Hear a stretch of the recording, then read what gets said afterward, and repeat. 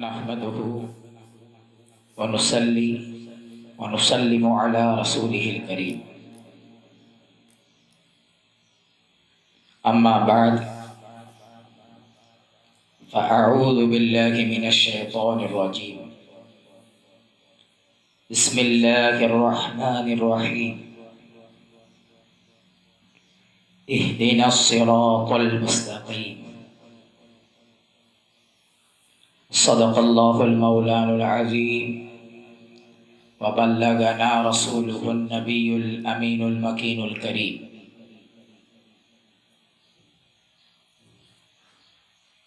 الصلاة والسلام عليك يا رسول الله وعلى آلك وصحابك يا نورا من نور الله صلى الله تعالى عليه وسلم.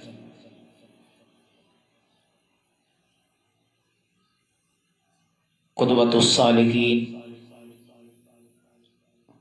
زبدة العارفين امام العاشقین اعلی حضرت فائز درجت سرکار پیر عادل بیجاپوری رضی اللہ تعالیٰ عنہ ارشاد فرماتے ہیں، انجام سفر سوچا ہی نہیں، منزل پہ چراغا کیا ہوگا، دیدار خدا کا شوق نہیں، پھر کامل ایمان کیا ہوگا، تحقیق نہیں، تصدیق نہیں، تلقین نہیں تو کیا حاصل، مرشد سے سمجھ لے کلمہ تیرا، حشر اے نادا کیا ہوگا۔ اور فرماتے ہیں، جستجو جس کو نہیں اس کا خدا ہوتا نہیں، جستجو جس کو نہیں اس کا خدا ہوتا نہیں، ہو گیا جس کا خدا اس سے جدا ہوتا نہیں۔ رازداں سے راز پانا فرض عاشق ہے یہی، رازداں سے راز پانا فرض عاشق ہے یہی، ورنہ ہوتا ہے فنا لیکن بقا میں ہوتا نہیں۔ اہدنا الصراط المستقیم، اے اللہ ہم کو سیدھا راستہ چلا۔ اللہ تبارک و تعالی نے اپنے بندوں کو براہ راست دعائیہ انداز میں اپنا راستہ طلب کرنے کی تعلیم دی ہے، صراط مستقیم حاصل کرنے کی تعلیم دی ہے، شوق پیدا کرایا ہے۔ تو اس سے معلوم ہوا کہ راہ خدا پہ چلنا یہ بے انتہا اہم، ضروری اور بڑا ہی اہمیت کا حامل کام ہے،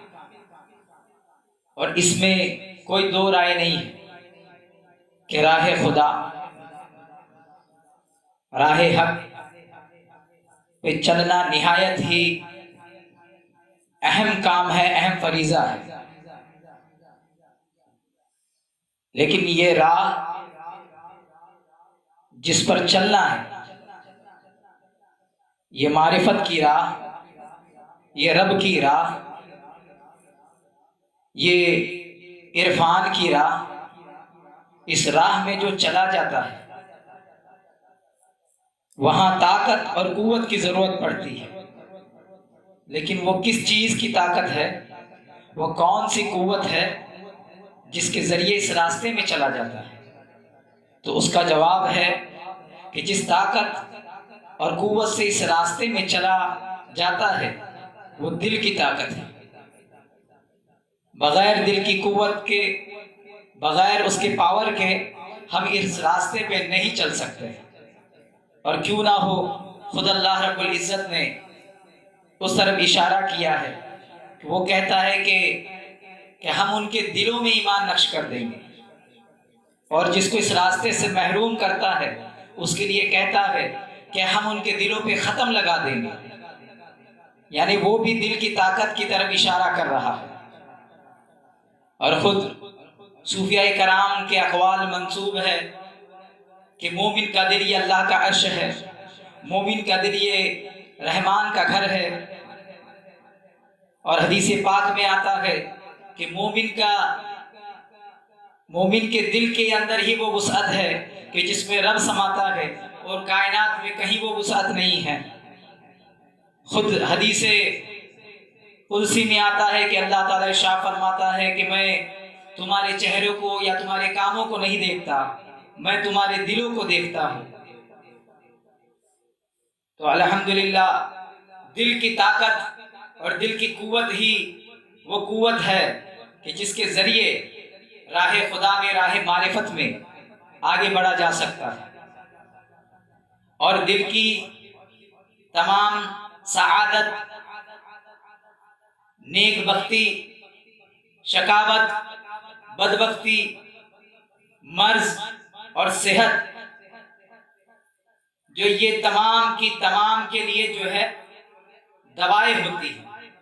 کیونکہ دل جب صحت مند ہوگا، دل جب نیک بخت ہوگا تو اس وقت ہی اس سے اس راہ میں چلا جا سکتا ہے۔ تو دل کو صحت مند رکھنے کے لیے، نیک بخت بنانے کے لیے، بدبختی سے بچانے کے لیے، مرض سے بچانے کے لیے،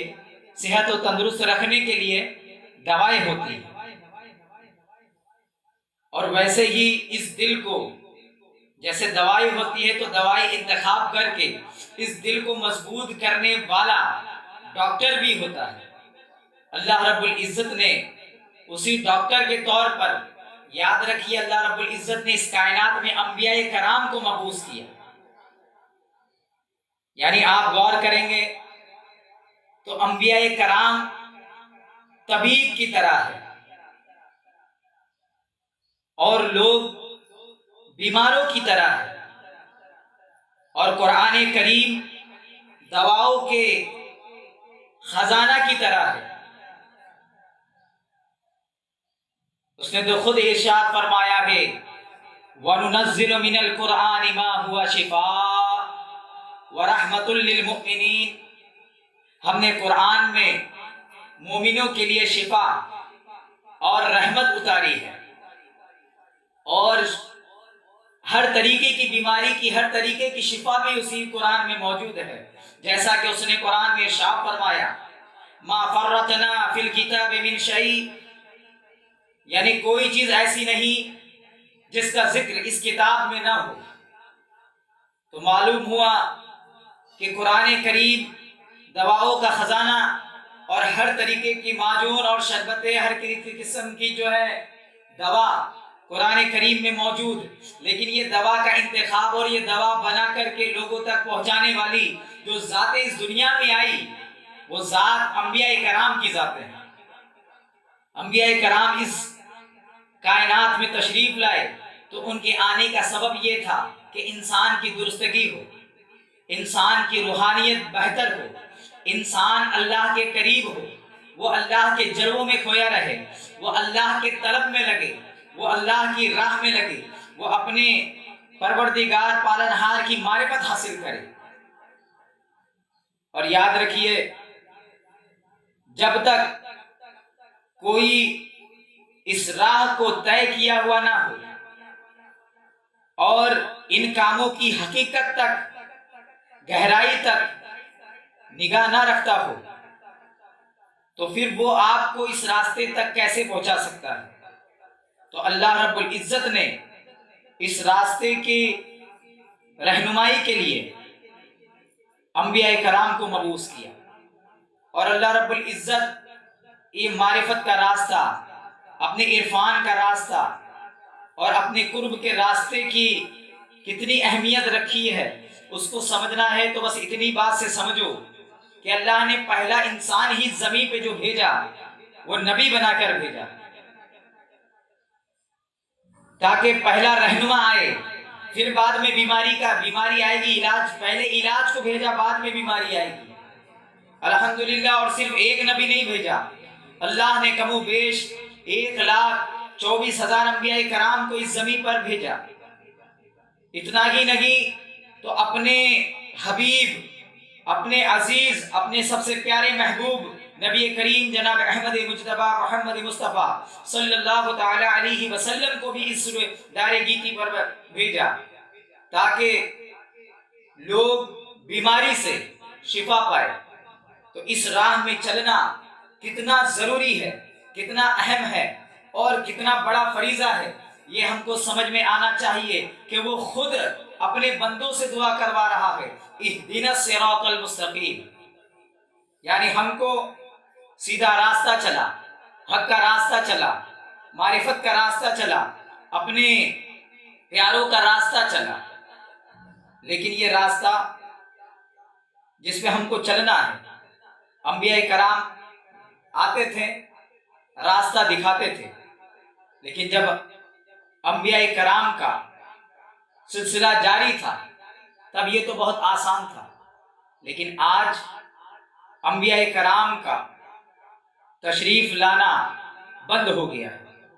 نبی آخر الزمان تشریف لا چکے، خاتم الانبیاء تشریف لا چکے، اب آپ کے بعد کوئی نبی نہیں آئے گا، اور جب آپ کے بعد کوئی نبی نہیں آئے گا تو اب سوال یہ ہے، کیا کوئی بیمار نہیں ہوگا؟ کیا پوری انسانیت کو صحت مل گئی ہے؟ تو جواب ہوگا نہیں۔ پوری انسانیت کو یہ دل کی طاقت، دل کی اصلاح کی، جو دل کی بیماریاں ہیں اس کی شفا کے لیے آج بھی ڈاکٹر کی ضرورت ہے، طبیب کی ضرورت ہے، اور انبیاء کرام کا سلسلہ تو بند ہو چکا، تو اب یہ دوا ہم کہاں سے حاصل کریں گے؟ یہ دوا ہم کس کے پاس سے حاصل کریں گے؟ تو اس سوال کا جواب یہی دے رہے ہیں کہ بے شک ہم یہ دوا اس سے حاصل کریں گے جو انبیاء کرام کی بتائے ہوئے راہوں کو طے کیا ہو اور ان کے بتائے ہوئے کاموں کی حقیقت تک، گہرائی تک نگاہ رکھتا ہو۔ الحمدللہ یہ کوئی اور نہیں، یہ وہی ہے جن کے بارے میں خود نبی کریم رؤوف الرحیم صلی اللہ علیہ وسلم نے ارشاد فرمایا، العلماء ورثۃ الانبیاء، یعنی علماء ربانیین نبیوں کے علم کے وارث ہے۔ نبوت کا سلسلہ ختم ہے، لیکن آپ کے علوم کے وارث، نبیوں کے علوم کے وارث آج بھی موجود ہے۔ لیکن ہر عالم کہلانے والا اس کا حامل نہیں ہے، بلکہ اس منصب کا حامل وہی ہے جس نے نبیوں کی بتائی ہوئی راہ کو طے کیا ہو اور ان کے کاموں کی حقیقت کو، گہرائی کو جو ہے جانتا ہو، اس پہ نگاہ رکھتا ہو۔ اب ہمیں اہم ترین مہمات ہے، اہم ترین معاملات ہے اور بہت عظیم عظیم کام ہے کہ ہم کسی مرد حق کی بارگاہ میں پہنچے، صدیق کے وقت کی خدمت کرے، تاکہ ہم راہ حق کو پا جائے، راہ خدا کو پا جائے، اور راہ خدا طے کیا ہوا انسان جو ہے کون ہے، ہم اس کی جستجو میں لگے، اور بے شک راہ خدا طے کیا ہو اور جو اس کام کی حقیقت سے بینا ہو، آگاہ ہو اور دل کا طبیب کامل ہو، ایسے بزرگ کی بارگاہ میں زانو ادب کو طے کرے۔ کچھ لوگ کہیں گے کہ ضرورت کیا ہے، لیکن اے عزیز یاد رکھ کہ جو اندھا ہے، جس کے ہاتھ میں کوئی لاٹھی بھی نہیں ہے اور راستہ بہت ہی لمبا ہے، صرف لمبا نہیں، آفت، مصیبت، فتنوں، ظلمتوں سے بھرا ہوا راستہ ہے، اور ایسا راستہ اندھا آدمی جس کے ہاتھ میں لاٹھی بھی نہ ہو، وہ بغیر کسی بتانے والے کے اس راستے میں چلے تو یہ سراسر خطا ہے، بے وقوفی ہے اور جو ہے احمد گیری ہے، اور کوئی راہ بتانے والا اس راہ کے لیے نہایت ضروری ہے، تاکہ اس کی بات پر عمل کر آسانی سے راہ خدا پہ چل کر اپنے منزل مقصود تک جو ہے اپنے منزل مقصود کو پہنچے اور اپنی مراد کو پائے۔ اور ایک بات یاد رکھیے کہ صرف جو روایت کو یاد کر لیں، اقوال نقل کر لیں، بحث و مباحثہ کر لیں، جھگڑا و تکرار کر لیں، تو یہ دوسرے لوگ ہیں، یہ حقیقتاً علماء نہیں ہے، بلکہ ان کی مثال تو ایسی ہے جیسے مثلہم کمثل الحمار یحمل اسفارا، یعنی ان کی مثال تو ایسی ہے جیسے گدھوں پر کتاب رکھ دیا جائے۔ تو ایسوں کے پاس نہیں جانا ہے، بلکہ ایسے عالم حقیقت کے پاس جانا ہے، حقیقت میں علم رکھنے والے کے پاس جانا ہے، جن کی مثال میں کہا جا سکتا ہے کہ مثلہم کمثل الانبیاء، کہ وہ تو انبیاء کرام کی مثل ہے، جن کے لیے کہا جا سکے جیسا کہ خود نبی کریم صلی اللہ علیہ وسلم نے ارشاد فرمایا، علماء امتی کا انبیاء بنی اسرائیل، یعنی میرے امت کے علماء بنی اسرائیل کے انبیاء کی طرح ہے۔ طرح کا مطلب یہ نہیں کہ انبیاء ہے، مطلب ان کی نقش قدم پر ہے، اس راہ کو طے کیے ہوئے اور اپنے اندر انبیاء کرام کے فیوزات اور برکات کو رکھتے ہیں۔ اور یہی وہ راہ ہے جس کے لیے قرآن کریم نے آپ کو حکم دیا ہے کہ آپ کو جانا ہے اور ان کی بارگاہ میں جا کر کے عرض کرنا ہے، ان کی بارگاہ میں جا کے بھیک مانگنا ہے، ان کی بارگاہ میں جا کے سوال کرنا ہے۔ اس لیے قرآن کریم نے اعلان کیا فَاسْأَلُوا أَهْلَ الذِّكْرِ إِن كُنتُمْ لَا تَعْلَمُونَ، یعنی اہل ذکر کی بارگاہ سوال کرو اگر تمہیں علم نہیں ہے، تمہیں علم نہیں ہے تو اہل ذکر کی بارگاہ میں سوال کرو۔ اہل ذکر کون ہے؟ اہل ذکر وہ ہے جو ہمہ وقت اپنے رب کی یاد میں محو ہے۔ اہل ذکر وہ ہے جو اپنے آپ کو بھی فراموش کر کے اپنے رب کی یاد میں محو ہے،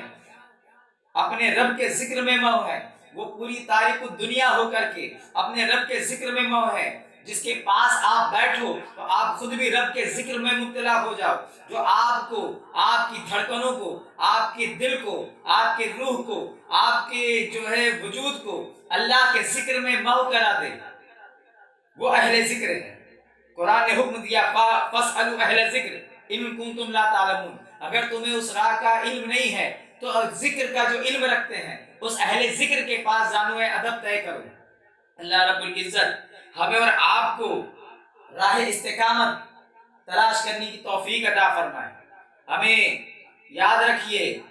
جس نے اپنے انجام کے بارے میں سوچا ہی نہیں ہے، جس کے دل میں دیدار خدا کا شوق ہی نہیں ہے، جو تحقیق اور تصدیق یا تلقین کی راہ نہیں پانا چاہتا ہے، جو کسی کے سامنے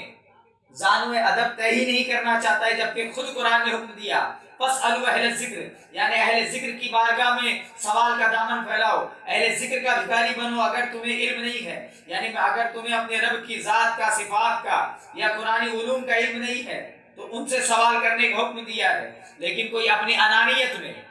اگر وہ وہاں نہیں جاتا تو وہ سراسر غلطی پر ہے اور اپنی دین و دنیا دونوں برباد کرنے کی در پر ہے۔ اسی لیے تو کہا انجام سفر سوچا ہی نہیں، منزل پہ چلا گا کیا ہوگا، دیدار خدا کا شوق نہیں، پھر کامل ایمان کیا ہوگا، تحقیق نہیں، تصدیق نہیں، تلقین نہیں تو کیا حاصل، مرشد سے سمجھ لے کلمہ تیرا، حشر اے نادا کیا ہوگا۔ اور